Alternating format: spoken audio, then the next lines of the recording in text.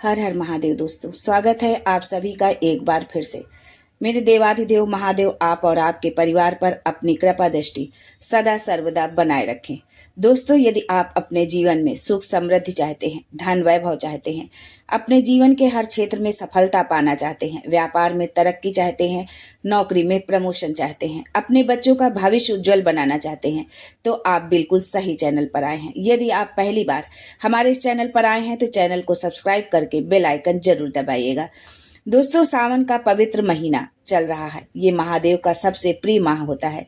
इस महीने में शिव मंदिरों में भक्तों की भीड़ जुटी होती है। भक्त महादेव की आराधना में लीन होते हैं। सावन महीने के सोमवार का महत्व और अधिक है। इस दिन लोग व्रत भी रखते हैं। भगवान शिव की पूजा में जल, दूध, बेलपत्र, पुष्प आदि अर्पित करते हैं। इसी तरह भगवान भोलेनाथ की पसंदीदा चीजों में है शमी पत्र। दोस्तों, हिंदू धर्म में सावन के महीने में भगवान शिव को शमी पत्र यदि आप इस तरह से चढ़ाते हैं तो भगवान शिव आपकी संपूर्ण मनोकामना अवश्य पूरी करेंगे। यदि आप ऐसे शमी पत्र या शमी पुष्प चढ़ाते हैं तो जीवन में सुख समृद्धि आएगी। आप सब जगह से निराश हो गए हैं, कोई काम नहीं बन रहा, दरिद्रता बहुत ज्यादा है, तब आप ये उपाय करें। आपकी निराशा आशा में बदल जाएगी। लेकिन दोस्तों, आगे बढ़ने से पहले आपसे रिक्वेस्ट करती हूँ कि वीडियो को लाइक करिएगा, दोस्तों को शेयर कर दीजिएगा, और अगर आपने अभी तक चैनल को सब्सक्राइब नहीं किया है तो चैनल को सब्सक्राइब करके बेल आइकन जरूर दबाइएगा। दोस्तों, सावन का पवित्र महीना भगवान शिव को समर्पित होता है। ये महादेव का सबसे प्रिय माह होता है। इस महीने में महादेव अपने परिवार सहित पृथ्वी पर निवास करते हैं और भक्तों की मनोकामना पूर्ण करते हैं। दोस्तों, हिंदू धर्म में मान्यता है कि सावन महीने में भगवान शिव को शमी पत्र यदि आप इस तरह से चढ़ाते हैं तो ये बेहद फलदायी होता है। सही ढंग से चढ़ाया गया एक शमी पत्ता आपके जीवन को सुख समृद्धि से भर देगा। मान्यता है कि सावन में या किसी भी महीने में सोमवार के दिन यदि आप जलाभिषेक के बाद गाय का दूध चढ़ाते हैं तो ये बेहद शुभ होता है। इसके पश्चात ही शिव जी को धतूरा, बेलपत्र, मंदार के फूल और शमी पत्र भी चढ़ाएं। हिंदू धर्म में शमी के पेड़ को बहुत शुभ माना जाता है।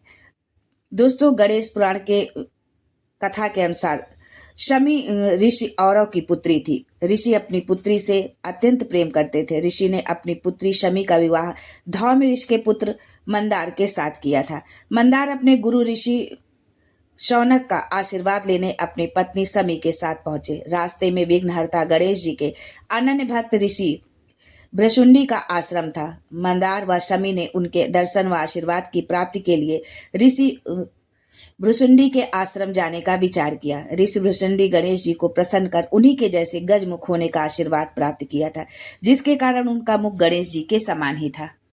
मंदार को ऋषि के गजमुख होने का ज्ञान नहीं था। जब मंदार व शमी ऋषि भृशुंडी के आश्रम पहुंचे तो उन्हें उनके गजमुख को देखकर हंसी आ गई और वे ऋषि का उपहास करने लगे। तब ऋषि भृशुंडी ने उन्हें श्राप दे दिया कि तुम दोनों वृक्ष बन जाओ और ऐसे वृक्ष बनो जिसे कोई पशु पक्षी भी न खाए और न ही उसके पास आए। बहुत दिनों तक मंदार शौनक ऋषि के आश्रम नहीं पहुंचे तो शौनक ऋषि उनकी खोज करते हुए ऋषि भृशुंडी के आश्रम में पहुंचे, जहां उन्हें इस घटना के बारे में पता चला। तब शौनक ऋषि ने मंदार व शमी को शाप मुक्त करने का अनुरोध किया। तब शाप से मुक्त करने में असमर्थ ऋषि भृशुंडी गणेश जी के पास पहुंचे। ऋषि मंदार व शमी को शाप मुक्त करने हेतु गणेश जी से प्रार्थना करने लगे। तब अपने भक्त को शाप की लाज रखने का शमी मंदार के उद्धार के लिए विघ्नहर्ता ने उन्हें वरदान दिया कि ये दोनों वृक्ष तीनों लोकों में पूजनीय होंगे। भगवान शिव की पूजा इन दोनों वृक्षों के बिना अपूर्ण होगी। ये दोनों पति पत्नी अर्थात मंदार व शमी जहां साथ में होंगे वहां मैं स्वयं रिद्धि सिद्धि के साथ निवास करूंगा। दोस्तों, शमी व मंदार के बिना गणपति व शिव जी की पूजा अधूरी मानी जाती है। आज भी सफेद मंदार वृक्ष की जड़ 21 वर्षों के बाद गणेश जी का स्वरूप ले लेती है। दोस्तों, जिस घर में मंदार की जड़ की पूजा होती है वहां गणेश जी रिद्धि सिद्धि के साथ स्वयं निवास करते हैं। उस घर में कभी भी अकाल मृत्यु नहीं होती है। दोस्तों, शिव पुराण के अनुसार मंदार और शमी ने भगवान शिव की आराधना करी। उनकी आराधना से प्रसन्न होकर भोलेनाथ ने वर दे दिया कि अगर भूल से भी कोई आपकी पत्ती और पुष्प समर्पित कर देगा, उसे हजारों अश्वमेध यज्ञ के स्नान का जो पुण्य होता है वो एक क्षण में ही प्राप्त हो जाएगा। शिव पुराण की कथा में वर्णित है कि आप अपना कर्म करना मत भूलिए, मेहनत करना ना भूलें, और दूसरा महादेव पर विश्वास करना भी मत भूलें। शमी वृक्ष का निर्माण उमा और महादेव के मिलन से, उनकी वार्ता से जो नयन से अश्रु बहा और दोनों का जो मिलन हुआ, उससे शमी वृक्ष की उत्पत्ति हुई। इसलिए सारे वृक्षों में शमी की को श्रेष्ठता दी जाती है। 33 कोटि देवी देवताओं के पूजन में यदि कोई पत्ती चढ़ सकती है तो वो है शमी की पत्ती। बेलपत्री आप शिव जी को, दुर्गा जी को, गणेश जी को, विष्णु जी को चढ़ा देंगे। ब्रह्मा जी को बेलपत्री नहीं चढ़ती। दूर्वा आप गणेश जी को, शंकर जी को चढ़ा सकते हैं, लेकिन शमी की पत्तियां किसी भी देवी देवता को, किसी भी ग्रह देवता को आप समर्पित कर सकते हैं।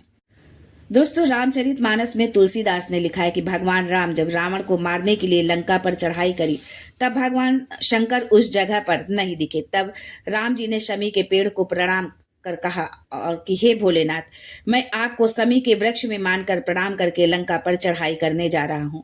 खाटू श्याम बाबा अर्थात महात्मा बरवरी के कटे हुए सर को ऊंची पहाड़ी पर स्थित शमी वृक्ष पर ही रखा गया था। शमी वृक्ष अपने आर्थिक व पौराणिक मूल्यों के कारण राजस्थान का राजकीय वृक्ष भी है, जिसे लोग वहां की स्थानीय भाषा में खेजड़ी के वृक्ष के नाम से जानते हैं। दोस्तों, यदि आप प्रतिदिन शमी वृक्ष में जल चढ़ाते हैं और सूर्यास्त के बाद शमी वृक्ष के नीचे सरसों के तेल का दीपक जलाते हैं तो आप व आपके परिवार पर शनिदेव की कृपा हमेशा बनी रहती है। दोस्तों, त्रेता युग में भी शमी वृक्ष का एक प्रसंग है। वर्तंतु ऋषि का शिष्य कौत्स विद्या अध्ययन के पश्चात अपने घर जाने की इच्छा प्रकट की। गुरु ने शिष्य से गुरु दक्षिणा में 14 कोटि स्वर्ण मुद्राएं मांगी। शिष्य ने कहा, मैं गरीब ब्राह्मण का पुत्र हूँ, 14 कोटि स्वर्ण मुद्राएं कहाँ से लाऊंगा। लेकिन गुरु दक्षिणा दिए बिना ज्ञान अधूरा था और वो आश्रम से भी नहीं जा सकता था। ऐसी स्थिति में कौत्स अयोध्या के राजा रघु के पास गए और उनसे ये राशि मांगी। राजा रघु ने उसी समय एक बड़ा यज्ञ किया था, जिसमें अपार धन दान करने के कारण उनका खजाना पूरा खाली हो गया था। उन्होंने उस ब्राह्मण से कुछ समय मांगा और धन प्राप्त करने के लिए आश्विन शुक्ल दशमी की तिथि और उस शमी के वृक्ष को प्रणाम करके लंका पर चढ़ाई कर दी। विजय प्राप्त करने के पश्चात अयोध्या वापस लौटे कि मैं अयोध्या के वासियों को क्या दूं। तब माता कौशल्या, कैकेयी, सुमित्रा ने स्वर्ण बांटा। ऋषियों ने, मुनियों ने, तपस्वियों ने कहा कि मुझे स्वर्ण नहीं चाहिए, लेकिन मुझे स्वर्ण की कीमत के बराबर कोई ऐसी वस्तु दी जाए जो स्वर्ण से भी बहुमूल्य हो। तब भगवान राम ने एक शमी का पत्ता ऋषियों को, साधुओं को दिया और कहा, ये मेरे शंकर का स्वरूप है। आज भी विजयदशमी के दिन शमी का पत्ता दिया जाता है। क्यों देते हैं? क्योंकि भगवान राम ने हजारों स्वर्ण मुद्राओं के बराबर एक शमी के पत्ते की मूलतः कही है। ये शमी का पत्ता वैभव प्रदान करने वाला, आनंद सुख देने वाला है। शमी से जुड़ी एक मान्यता ये भी है कि जब पांडवों को वानप्रस्थ दिया गया, तब पांडवों ने भगवान कृष्ण से पूछा कि हम अपने अस्त्र शस्त्र को कहाँ रखें। तब भगवान ने शमी का पेड़ बताया और पांडवों ने अपने अस्त्र शस्त्र शमी के पेड़ के नीचे गाड़ दिए। जब वानप्रस्थ पूरा करके पांडव वापस आए, तब शमी के पेड़ के नीचे खोदा गया और खोदने के बाद अस्त्र शस्त्र निकाले गए। निकालने के बाद भगवान कृष्ण ने पुनः अस्त्र शस्त्र पांडवों को दिए। पांडवों ने अस्त्र शस्त्र का पूजन शमी के वृक्ष के नीचे किया तो भगवान कृष्ण ने कहा कि आज आपने पूजन किया है, विजयदशमी के दिन लोग अपने घरों में शस्त्र का पूजन करेंगे, शमी की पत्ती का स्मरण करेंगे तो उनके घर में कभी भी संपदा की कमी नहीं होगी। दोस्तों, ये तो थी शमी की पत्ती से संबंधित कुछ जानकारी। अब आगे हम जानते हैं कि शमी की पत्ती को कब, कहां और कैसे चढ़ाना चाहिए और उससे क्या फल मिलता है। दोस्तों, शमी की पत्ती को चढ़ाने का एक नियम है। पहले आप संपूर्ण जलाधारी को हाथ से साफ कर दीजिए। शिवलिंग पर जल चढ़ा दे। चंदन, अबीर, गुलाल, अक्षत, बेलपत्र, धतूरा जो भी आपको चढ़ाना है सब चढ़ा दे।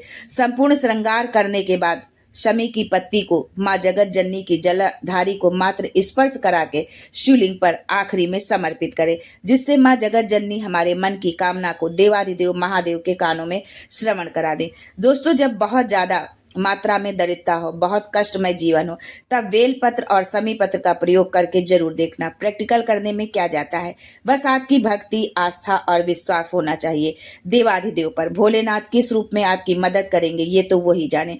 बस विश्वास दृढ़ हो, बस आप अपना कर्म करना, मेहनत करना ना भूलो और दूसरा महादेव पर विश्वास करना ना भूलो। ये शिव पुराण में वर्णित है। दोस्तों, शमी की एक पत्ती में जितनी पत्तियां लगी होती है, इस पत्ती में से एक पत्ती में बहुत सारी पत्तियां लगी होती है। एक पत्ती में जितनी पत्तियां होती हैं और एक पत्ती तोड़ने पर उसके अंदर जितनी पत्तियां होती है उतने जन्म मनुष्य को मृत लोक में नहीं होते हैं। 84 लाख योनियों में से उतनी योनि कट जाती है और देव योनि प्राप्त होती है। दोस्तों एक बात अवश्य याद रखें, जब आप समी पत्र अर्पित करें तो समी पत्र की डाली समर्पित नहीं करनी चाहिए। डाली समेत चढ़ाने से रोग की उत्पत्ति होती है। डाली सहित समी पत्ता अगर किसी भी देवता को आप चढ़ा देते हैं तो उससे हमारे कमर में, घुटने में, पीठ में, सिर में दर्द 15 दिन के बाद धीरे धीरे चालू हो जाता है। इसलिए शमी पत्र का नियम है कि उसकी पत्ती को तोड़कर फिर भगवान को समर्पित करें। बेल पत्र की यदि डाली चढ़ गई तो वो स्वीकार है, पर शमी पत्र की डाली स्वीकार नहीं है। इस बात का आप विशेष ध्यान रखें। दोस्तों आज के लिए बस इतना ही। फिर मिलते हैं कुछ नया, कुछ अलग, कुछ अद्भुत लेकर। तब तक के लिए हर हर Mahadev and thanks for watching my video.